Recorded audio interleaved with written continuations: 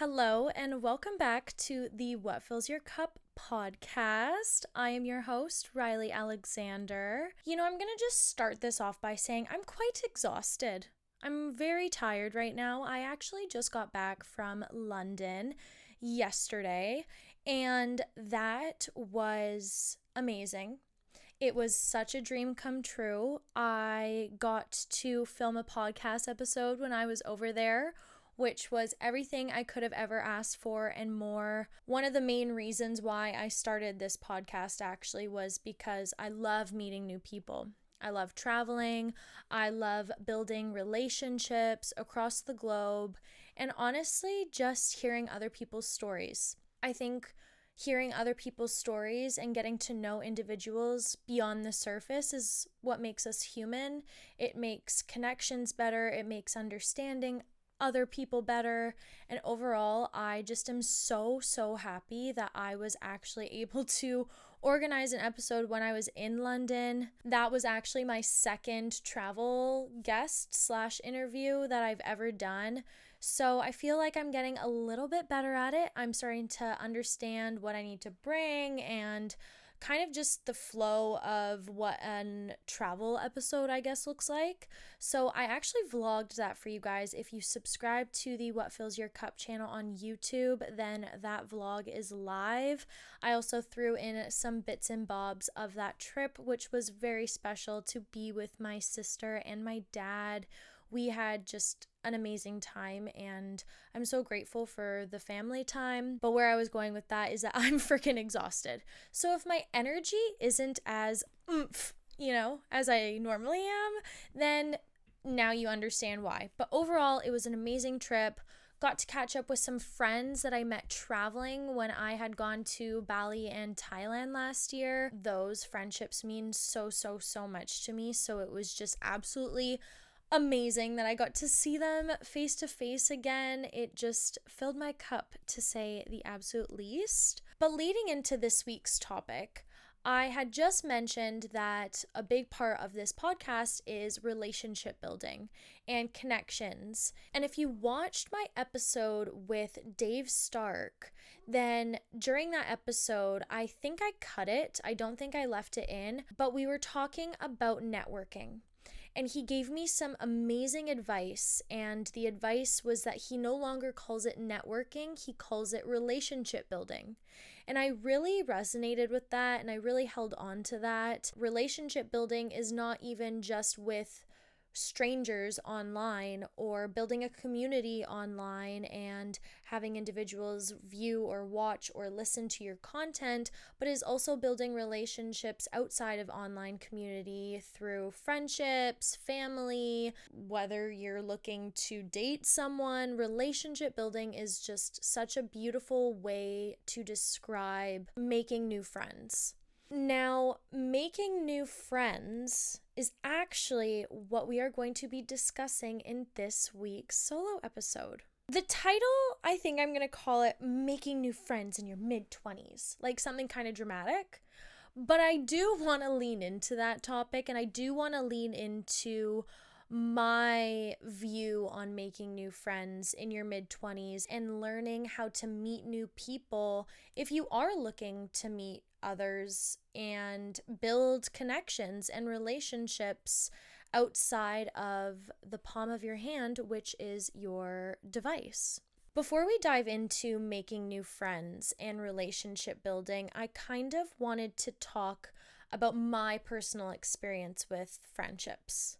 I don't want to get too deep because I'm still working through kind of what I'm going to share right now. But long story short, in August of last year, I had lost a family member, and that is something that to this day, I'm obviously still grieving and learning how to grieve that passing.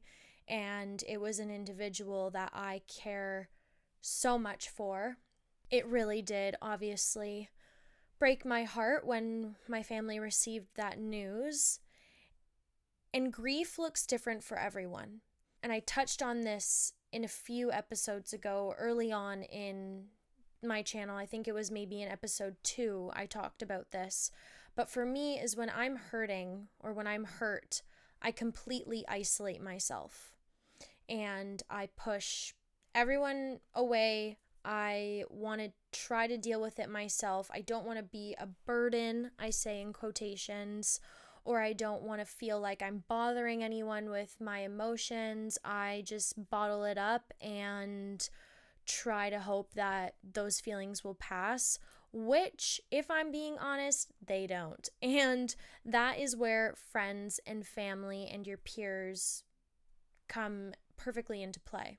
Because I isolated myself and pushed a lot of people away, I'm now at a place where I am learning how to reach out again in a respectful way and to communicate to those individuals, hey, this is what's been going on. I'm okay to talk about it now, but I do want to work on putting myself back out there to embrace friendship and embrace those relationships that I've built over the years and not lose them and try to keep in touch with them as the best I possibly can.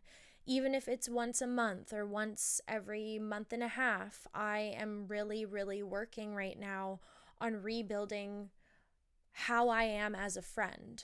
Although I have been going through easily one of the most difficult periods of time in my life, I will say that I am now understanding and able to sit back and reflect on, okay, I want to be the best friend that I can be because these are people I love and these are people I care about. And I also want to push myself out of my comfort zone and try to build new friendships or new people in my life that I have similar interests with or similar hobbies, or their personality is something that's intriguing to me. And I think that all comes back down to relationship building. I think at times individuals, when you have either maybe distanced yourself or lost touch with someone that you really, really care about, there's a fear of reaching out. But I think that with that fear is you're never going to get your answer if you just continuously sit in that fear. And that fear for me is also attempting or working on learning how to reach out to new faces and make new friends and say, hey, I follow you on social media, I love your content, or I feel as though we would get along. I was wondering if you wanted to grab a coffee or do an art class or a workout class or go for a walk, whatever the case may be, whatever your interests are. I think that that is something that I am currently working on and learning. For me personally, it's also so much fun to meet new people. I just said that at the beginning of the episode. It's one of my favorite things to do. And this year, one of my goals is to meet new people in Vancouver, where I live. Because it is very hard. If you live in Vancouver, you understand how hard it is to make new friends.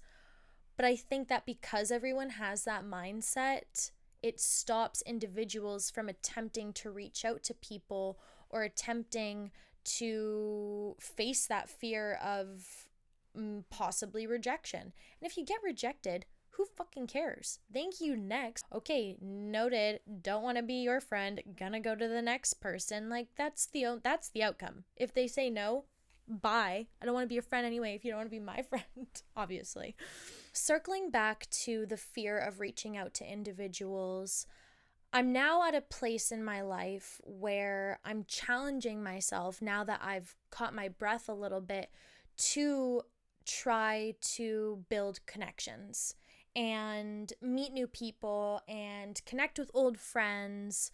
For example, I actually reached out to a girl that I played hockey with growing up for, I think 8 years we played hockey together and we went to high school together, and she was one of my best friends in high school, and to this day I think about her all the time. And the other night I was just sitting on the couch and I was thinking about her as I was watching a hockey game, and I just messaged her because I was like, fuck it, like, I haven't spoken to this individual in years. I miss them. I want to know what they're up to. I want to see them. I want to build that relationship again. And the response I got was beautiful and amazing and made my heart so happy because now we have set up a time to see one another again. And that is something that brings so much joy to me. It is something that I'm so looking forward to. And it's also something that in the past I may have been scared to do because of that fear of rejection. But now that I did it and just bit the bullet and tried, I got an answer that was everything I could have ever asked for. And that is a date that I am so, so, so very excited for, to say the least. I always call them dates, but planning dates for me can be a little bit difficult. But I have also realized recently that when I have things planned, it's something to look forward to. And that fills my cup, even if it's just a coffee walk or a workout class or going to sit at my friend's house and just be in their presence. It is something that really makes me happy. And having that one thing to look forward to is something that has brought happiness to my life in the past few months. Pushing yourself out of your comfort zone, especially when it comes to meeting new people, isn't something that anyone should be afraid of. If anything, you should try to shift those emotions to excitement, because that is a very exciting thing.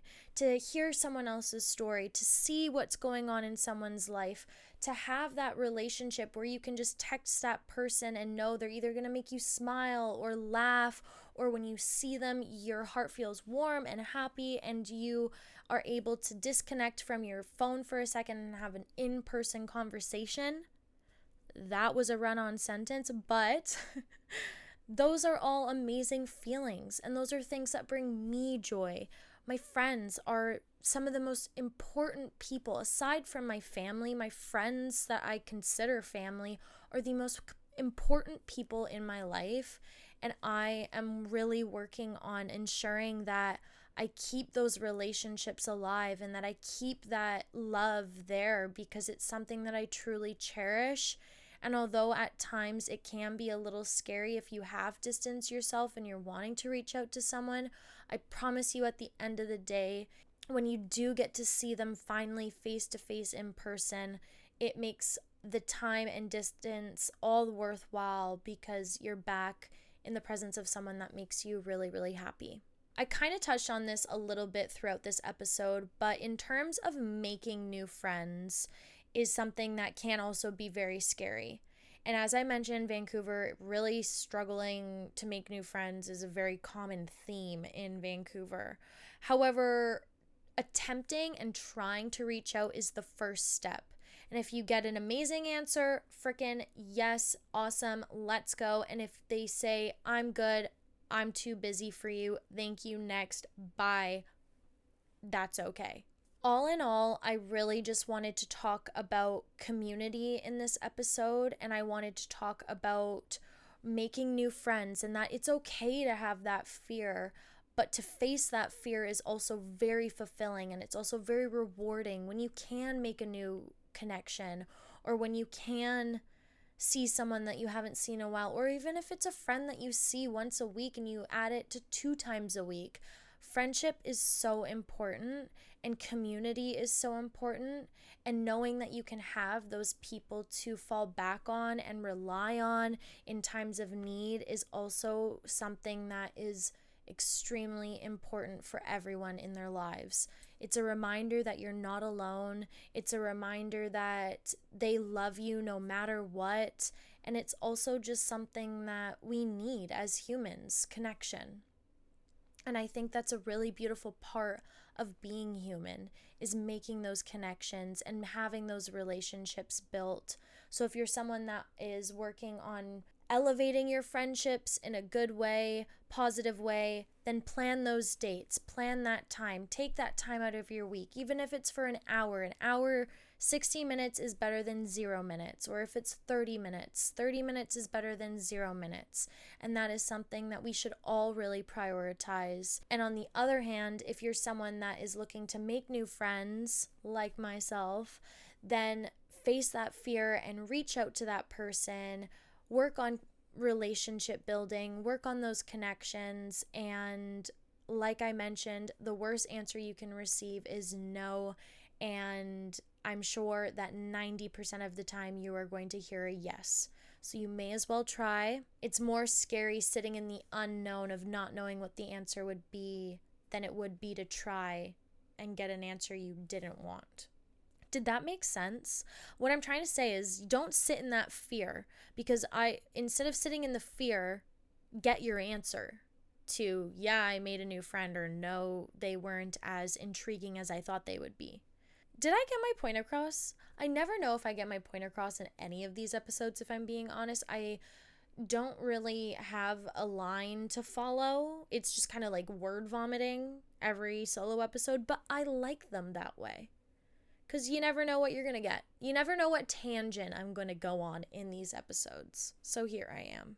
I really do hope that I got my point across in facing those fears if you're trying to make new friends, and also planning those dates and prioritizing time with your friends, because friendship is so valuable and it is so beneficial, and having those connections and hearing those stories, and you never know. Maybe that date that you planned with that stranger or that friend that you've had for years could be the highlight of their week. And I hope it's also the highlight of your week, because I also understand that at times it can be very hard to put yourself out there, get out of the house, you're tired after work, you don't really want to go out, you don't want to spend money, but you don't always have to spend money on these dates or on these times that you're spending with individuals. If anything, a walk is always an option. Making a coffee at home and then going for a walk is always an option. I don't know. You can figure it out. Going on a run. I don't know. If you're athletic, go for a run. A lot of people in Vancouver are athletic. I prefer Pilates, but that's just me. But what I'm trying to get at is put yourself out there. Friendship is so valuable. It is something that we all deserve and that we all need.